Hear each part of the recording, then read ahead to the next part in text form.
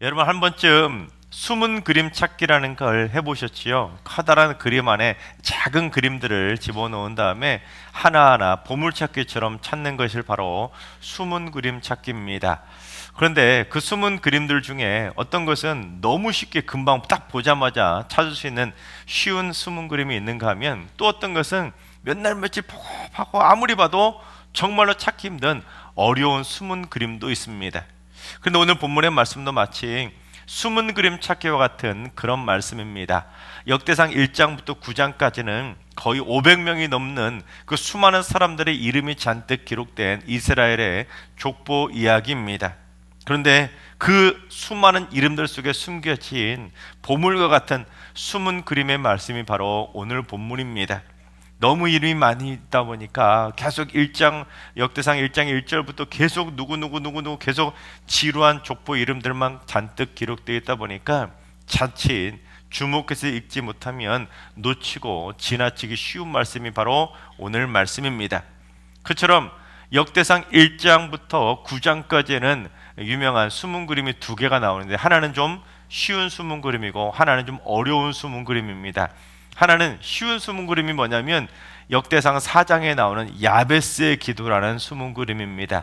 이 야베스의 기도는 그래도 성도님들이 많이 알려질 만큼 많이 유명한 숨은 그림이지만, 그래서 참 찾기 쉬운 숨은 그림입니다. 하지만 오늘 본 말씀은 상대적으로 찾기 힘든 어려운 숨은 그림이라고 말을 할 수가 있습니다. 특히 오늘 말씀은 이스라엘의 전쟁 이야기임에도 불구하고 모르는 분들이 거의 대부분일 정도로 참 생소한 전쟁 이야기입니다.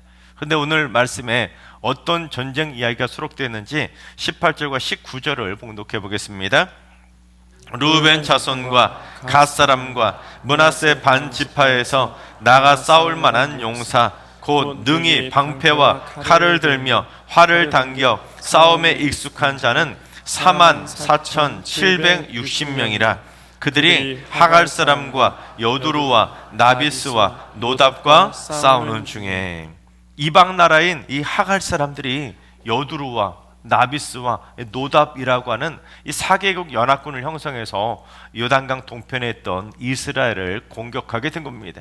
그러다 보니 요단강 동편에 있던 루벤 지파와 갓 지파와 므낫세 반 지파가 서로 연합군을 형성해서 그들과 맞서 싸우게 된 겁니다. 근데 그 중에 므낫세 반 지파가 뭐냐면, 이스라엘 백성들이 출애굽하고 가나안 땅에 정착할 때 다른 지파들은 한 군데씩만 그 땅을 분배받았는데, 이 므낫세 지파만 요단강 동편에도 땅을 받고 서편에도 땅을 받게 된 겁니다. 그래서 그 지파만 둘로 쪼개져 가지고 그렇게 땅을 받게 되었는데, 지금 이 상황에서는 요단강 동편을 차지했던 므낫세 지파 절반이 이 연합군을 형성해서 같이 맞서 싸우게 된 겁니다.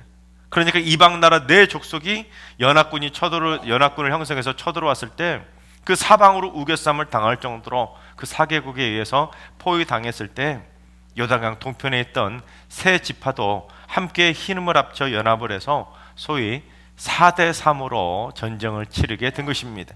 그런데 결과적으로 보면 이스라엘 세 지파 연합군이 하갈 연합군에게 놀라운 대승을 거두며 승리했다는 내용이 바로 오늘 본문입니다. 특히 하갈이라고 하는 이름의 뜻이 뭐냐면 이주하다, 도망치다 라는 뜻을 가지고 있습니다. 그 연합군을 이끌었던 하갈이라는 이름이 도망치다니, 참 그 말 그대로 이스라엘 연합군의 공격에 전멸하는 거나 마찬가지로 자신들의 그 거주지까지 도망치며 36개 주랭랑을 칠 수밖에 없을 정도로 참 쓰라린 패배를 맛보게 된 것이 바로 하갈 연합군입니다. 그 때문에 반대로 이스라엘 연합군은 어떻게 되었냐면, 21절을 보면 이스라엘 연합군이 전리품으로 무려 낙타 5만 마리, 양 25만 마리, 나귀 2천 마리를 빼앗은 겁니다. 심지어 21절 마지막 구절을 보면 사람도 10만 명을 포로로 사로잡았다는 겁니다. 그뿐 아니라 22절 첫 구절을 보면 죽임을 당한 자가 많았다고 말하는데, 이스라엘 연합군은 채 5만 명도 안 됐어요. 그 적은 숫자로 싸웠는데 포로만 10만 명을 붙잡았다면, 여러분 이 전쟁에서 죽은 하갈 연합군의 전사자가 얼마나 많았겠습니까? 한 수십만 명 죽지 않았겠습니까? 즉 애초에 상대가 되지도 않은 전쟁이었음에도 불구하고 기적 같은 역전의 대승을 거둔 이야기가 오늘 본문의 이야기입니다. 그런데도 마치 숨은 그림 찾기처럼 성도들에게 거의 알려지지 않은 전쟁 이야기입니다. 그런데 여러분, 우리의 삶도 영적 전쟁이나 마찬가지입니다. 매일매일 내가 원하든지 내가 원하지 않든 간에 우리는 살다 보면 치열한 영적 전쟁을 치르며 살아갈 수밖에 없습니다.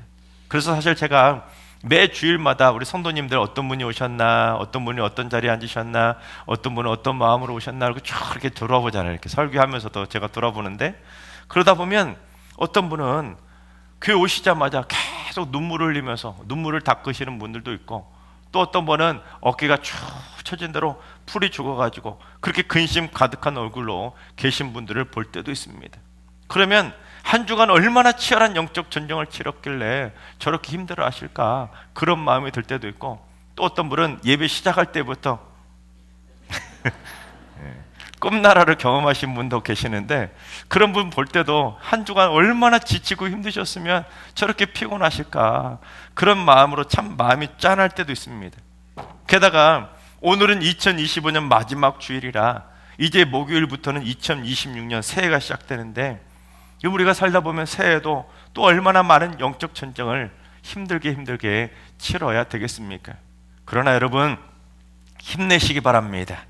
그래서 여러분 모두 새해에는 삶의 모든 영적 전쟁들을 반드시 승리하게 되시기를 주님의 이름으로 축원합니다.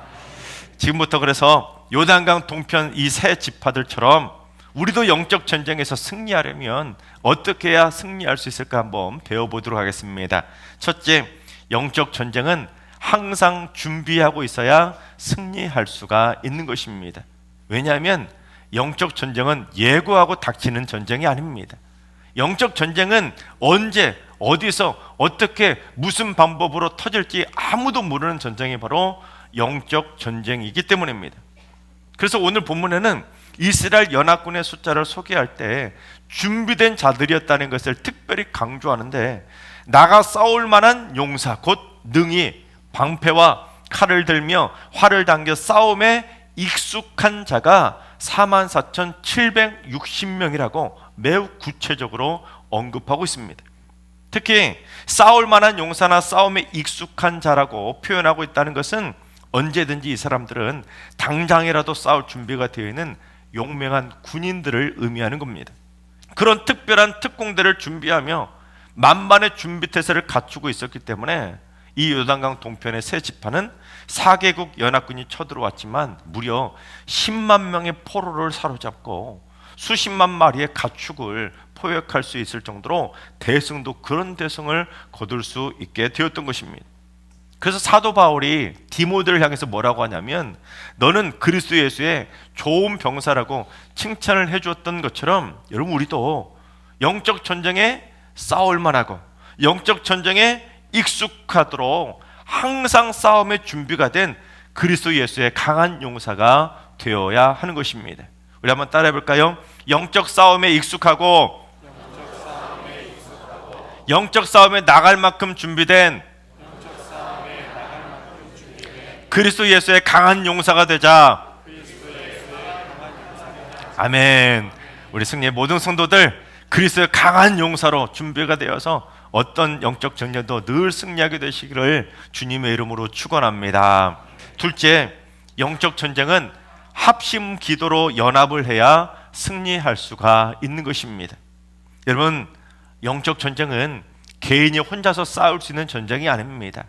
사탄 마귀와의 싸움이기 때문에 상대하기에는 너무 역부족인 것이 사실이기 때문에 우리는 늘 영적 전쟁에서 서로 기도로 연합하며 합심해서 싸워야 되는 겁니다. 그래서 오늘 본문의 전쟁 이야기에도 하갈 연합군이 쳐들어왔을 때 르우벤 지파, 갓 지파, 므낫세 반 지파, 이 세 지파 중에 어느 한 지파가 우리는 바빠서 이번 전쟁을 좀 빠질래, 이번에 좀 농번기라 우리는 좀 빠질래, 너희들끼리 싸워하고 한 지파만이라도 뒤로 빠졌다면 여러분, 그 전쟁은 일찌감치 패배로 끝났을 겁니다. 오히려 그들이 어떻게 했는지 20절 하반절을 봉독합니다. 이는 그들이 싸울 때 하나님께 의뢰하고 부르짖음으로 하나님이 그들에게 응답하셨음이라. 그들은 함께 연합해서 싸움만 싸운 것이 아니라는 겁니다. 혈과 육의 싸움만 한 것이 아니라 함께 하나님을 의뢰하고 부르짖으며 함께 기도를 하며 영적 전쟁을 치렀다는 겁니다. 그래서 그 기도로 연합하며 싸우자 하나님이 그들의 기도에 응답하셔서 결국 그 전쟁에서 대승을 거두며 승리의 기쁨을 맛보게 된 것입니다. 여러분, 성경에 보면 3명의 친구를 둔 유명한 인물이 2명이 나옵니다. 먼저 부자 욥. 하나님마저도 그의 믿음을 칭찬했던 동방의 최고의 부자였던 욥이 어느 날 시기 질투하던 사탄 마귀의 공격을 받지 않습니까? 그래서 하루아침에 전 재산도 날리고 무려 10남매 자녀들이 전부 다 하루아침에 다 목숨을 잃게 되는 참 비극적인 일을 겪게 됩니다. 그런데 욥이 마귀의 공격을 받고는 모든 것을 다 잃고 시름에 잠겨 자신의 삶을 저주하며 패배하게 되자 그 소식을 듣고 욥의 세 친구가 욥을 위로해 주겠다고 찾아온 겁니다. 오늘날로 말하면 욥에게 병문안을 온 겁니다. 하지만 이 세 친구들이, 욥의 세 친구들이 어떻게 하냐면 욥에게 와가지고 욥을 향해 네가 죄를 지어서 이렇게 벌 받은 거야. 너 무슨 죄 지었는지 한번 생각해봐. 하나님 앞에 하나도 빠짐없이 다 용서를 구해봐. 그러면 혹시 하나님이 너를 구해주시지 않겠냐. 그렇게 막 정죄하고 비난하는 겁니다. 심지어 내 자식들도 죄를 지어서 벌 받아서 죽은 거 아니냐, 네 자식들이 죄 지어서 죽은 거야 하면서 욥을 향해서 그런 말도 안 되는 비난을 쏟아낸 겁니다.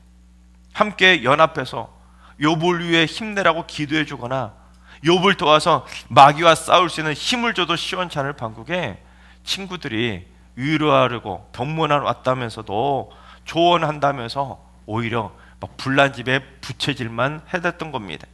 즉 그들은 욥의 친구임에도 불구하고 친구끼리 연합하기는커녕 서로 분열돼서 싸우는 바람에 욥기 후반부에 보면 그들은 영적 전쟁을 다 같이 패해서 결국 하나님께 전부 다 혼이 나지 않습니까?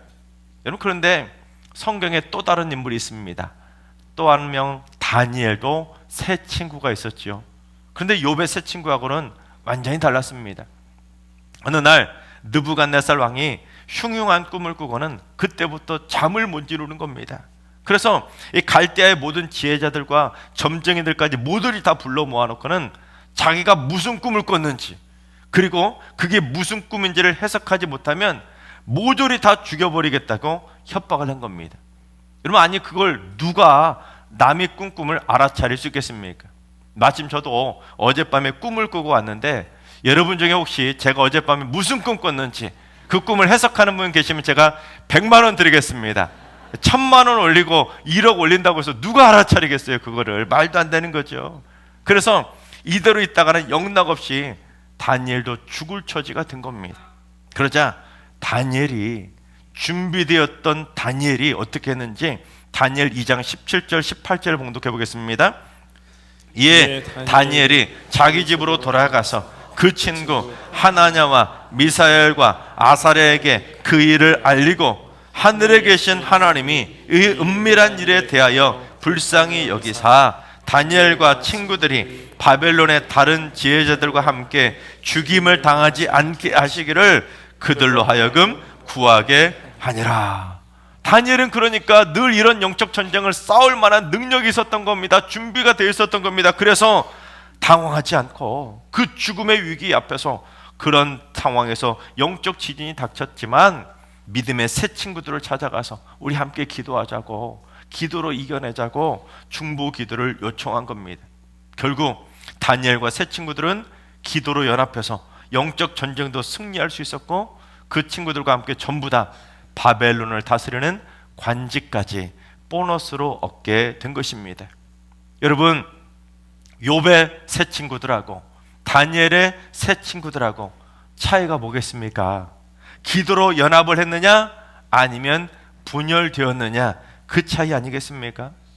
욥의 친구들은 욥을 병문안하러 왔다면서 기도 한 번도 해주지 않고 주구장창 욥하고 싸우면서 네가 잘했네 내가 잘했네 욥의 죄를 지적하고 서로 비난만 쏟아낸 겁니다.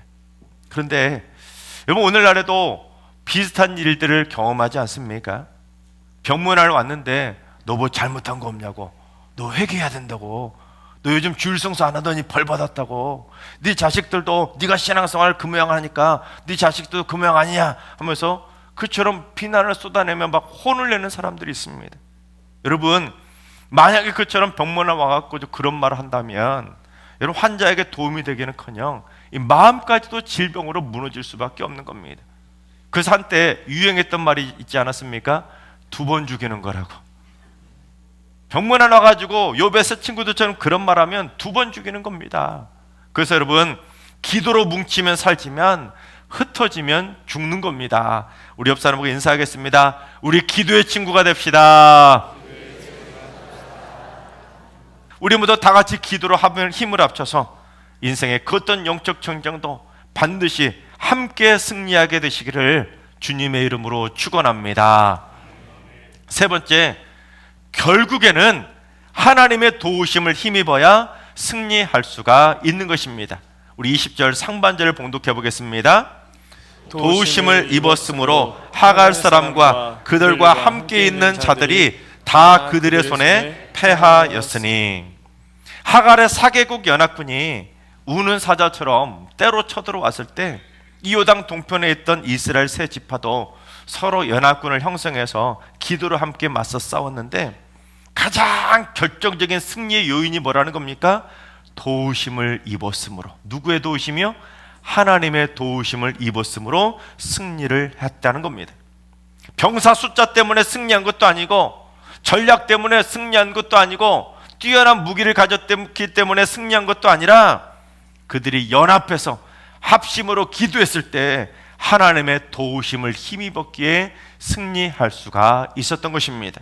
특히 도우심을 입었다라고 번역이 된 히브리어가 아자르라는 단어입니다. 이 단어가 언제 주로 사용되냐면 군사용으로 많이 사용이 됩니다. 그래서 군사적으로 도움을 받고 지원을 받을 때 이 단어가 사용이 되는데, 그러니까 이 전쟁에 하나님의 초자연적인 군사적인 도움을 받아서 이스라엘 세 지파가 승리할 수 있었다는 것입니다. 여러분, 그렇습니다. 우리 인간들은 하나님의 도우심을 입지 못하면 단 하루도 살 수 없는 연약하디 연약한 존재들입니다. 하루가 뭡니까? 단 1초도 한 치 앞도 예고하지 못하고 그렇게 어렵게 살아가는 존재가 바로 우리 인간들이죠. 그런데 세상 사람들은 그 연약한 삶을 살면서도 하나님의 도우심이 아니라 세상의 도움을 구하며 살아갑니다. 인생의 어려움이 닥치면, 인생의 영적 지진이 닥치면 사람들은 다 힘들고 어려운 일을 겪으면 백을 찾으러 다니는 겁니다. 어떤 백일까요? 샤넬 백이 아니라 힘돈 백이라는 것을 찾아다닙니다. 여러분, 힘돈 백이라고 들어보셨습니까? 제가 지어낸 건데, 세상 사람들 힘들면요, 힘 있는 사람, 돈 있는 사람, 백 있는 사람, 힘돈 백을 찾아다니는 겁니다. 그래서 연약한 우리들은 세상 사람, 힘 있는 사람 어딨나, 돈 있는 사람 어딨나, 백 있는 사람 어딨나, 그런 사람을 찾아다니며 그것이 나의 피난처가 될 수 있을 거라 착각하지만, 여러분, 세상의 그 모든 것들 다 부질없이 헛되고 헛된 것이 될 수밖에 없다는 겁니다. 그런데도 세상 많은 사람들이 이리저리 갈 곳 몰라 헤매면서 헛된 힘, 돈, 백만 찾아다니고 있는 것입니다. 그러나 여러분, 한번 따라하겠습니다. 하나님이 도와주셔야 승리한다. 바라옵기는 여러분 모두 새해에 하나님이 도와주셔서 그 어떤 영적 전쟁도 꼭 승리하게 되시기를 주님의 이름으로 축원합니다. 에베레스트 산과 같은 그 높은 히말라야 고산을 등반하려면 여러분, 절대로 혼자서는 등반할 수 없습니다. 내가 아무리 뛰어난 등반 능력을 가진 전문 산악인이라고 해도 혼자서는 절대로 올라갈 수 없습니다. 반드시 무거운 짐을 대신 짊어지고, 또한 그 길을 생전 처음 가보는 그 길을 안내하며 올라가 줄 수 있는 전문 도우미가 필요합니다. 그처럼 짐을 들어주고 길을 안내해 주면서 도와주시는 티베트계 네팔인들을 뭐라고 부르냐면 셰르파라고 부릅니다. 셰르파. 어려서부터 이 히말라야 고산지대에 살다 보니까 날씨의 흐름을 훤히 꿰뚫어 보는 겁니다. 구름의 움직임만 봐도 이제 곧 눈보라가 몰아치겠구나 금세 알아차리는 거예요. 그래서 이 사람들은 폐활량도 뛰어나지요, 체력도 짱짱하지요, 길도 빠삭하다 보니까 이 셰르파의 도움을 받아야 히말라야 산을 등반할 수 있는 겁니다. 근데 이 셰르파가 1953년에 세계 최초로 에베레스트 정상에 올랐던 뉴질랜드 등반가인 에드먼드 힐러리라는 사람을 통해서 이 셰르파라는 존재가 있다는 것이 세상에 알려지게 됩니다. 그런데 그가 그 정상에 올라갈 수 있도록 도와주었던 셰르파가 바로 텐징 노르가이라고 하는 셰르파입니다. 근데 그 사람들이 에베레스트 산 정상을 등반하자 물어본 거예요. 두 명이 이 둘 중에 누가 먼저 정상을 밟았냐고 물어본 겁니다. 그러자 힐러리가 뭐라고 대답을 했냐면, 셰르파인 이 텐징이 정상 부근에 사실은 자기보다 먼저 도착했는데 충분히 자기가 먼저 정상을 밟을 수 있는데 기다려줬다는 거예요. 그것도 자기가 뒤쳐져서 30분이나 늦게 올라왔는데 그걸 기다려준 다음에 자기가 먼저 정상을 밟을 수 있도록 자기한테 양보를 해줬다는 겁니다.